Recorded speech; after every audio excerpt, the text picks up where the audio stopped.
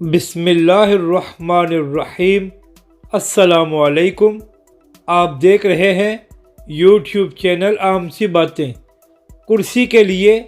عمران خان صاحب کا گنونا کھیل اور مولانا فضل الرحمان کا اصل چہرہ تحریک لبیک کا پروٹیسٹ اور کارکن شدید غصے میں۔ اس ویڈیو میں ہم اسی کے متعلق بات کریں گے۔ ناظرین کرام، جب بھی تحریک لبیک پاکستان اور علامہ سعد حسین رضوی نے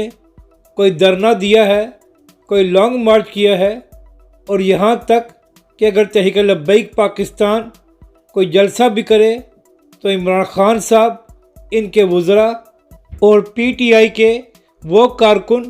جو سوشل میڈیا پر موجود ہیں، وہ تحریک لبیک پر الزام لگاتے ہیں کہ یہ لوگ اپنی سیاست کے لیے دین کا نام استعمال کرتے ہیں، حالانکہ حقیقت اس کے بالکل برعکس ہے، کیونکہ تحریک لبیک پاکستان کا مشن ہی یہی ہے کہ ہم نے پاکستان میں دین کو تخت پر لا کر پاکستانی عوام کے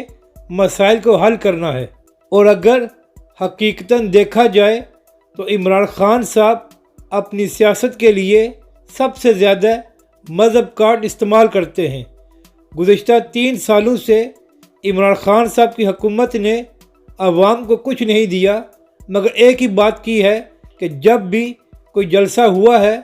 تو عمران خان صاحب نے ریاست مدینہ کا نام لیا ہے۔ اور اس وقت بھی عمران خان صاحب کی حکومت شدید مشکلات کا شکار ہے، اور اگر اتحادیوں نے ان کا ساتھ نہ دیا تو عمران خان صاحب کی چھٹی ہو جائے گی۔ اور یہی وجہ ہے کہ جیسے ہی عمران خان صاحب کو نظر آیا ہے کہ ان کی کرسی خطرے میں ہے تو انہوں نے اپنی اور اپوزیشن کی سیاسی لڑائی کو حق اور باطل کی جنگ کا نام دے دیا ہے، یعنی کہ جو عمران خان کا ساتھ دے گا وہ حق پر ہوگا اور جو دوسری جانب ہوگا وہ باطل ہے، حالانکہ سارے مافیاز اس وقت عمران خان صاحب کی حکومت میں بیٹھے ہوئے ہیں، جبکہ دوسری جانب جو عمران خان صاحب کے سپورٹرز ہیں وہ عمران خان صاحب سے بھی ایک قدم آگے ہیں، اور انہوں نے پورے پاکستان میں یہ بینرز لگا دیے ہیں کہ عمران خان صاحب حرمت رسول کے پاسباں ہیں، تو اس لیے عمران خان صاحب کا ساتھ دینا چاہیے۔ تو ناظرین کرام، آپ خود اندازہ لگا لیں کہ جو لوگ تحریک لبیک پاکستان پر الزام لگاتے تھے، آج اپنی سیاست اور حکومت کو بچانے کے لیے خود مذہب کارڈ کا استعمال کر رہے ہیں۔ پی ٹی آئی اور عمران خان صاحب کے اس سارے ڈرامے کو دیکھ کر تحریک لبیک کے کارکن سوشل میڈیا پر شدید غصے میں ہیں اور فواد چودھری وغیرہ سے یہ سوال کر رہے ہیں کہ اب بتاؤ مذہب کارڈ کون استعمال کرتا ہے۔ اب آخر میں بات کرتے ہیں مولانا فضل الرحمان کی، اور وہ بھی خان صاحب سے